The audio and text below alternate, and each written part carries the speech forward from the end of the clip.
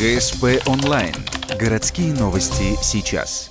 Суббота, 10:00. Рейд отдела надзорной деятельности по частному жилому сектору Ухты. Отопительный сезон начался. Сотрудники отдела проводят жителям противопожарный инструктаж.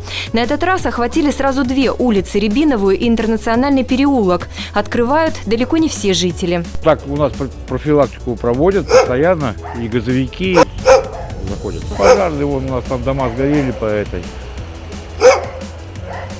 Ну, не успели доехать. У нас такой угол, что не все сразу знают.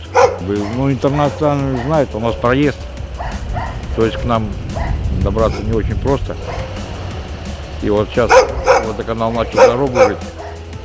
Тоже машины не все проезжают. Некоторые дома пустуют, где-то люди попросту не выходят к незнакомцам. Сегодня инспекторам помогают члены добровольной пожарной дружины. Их 6.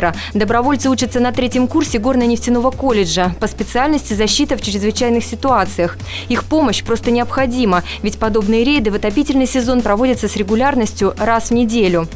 Операция отопления и жилье, да, мы это проводим регулярно. Да, максимально стараемся охватить большое количество народу, охватить разный контингент.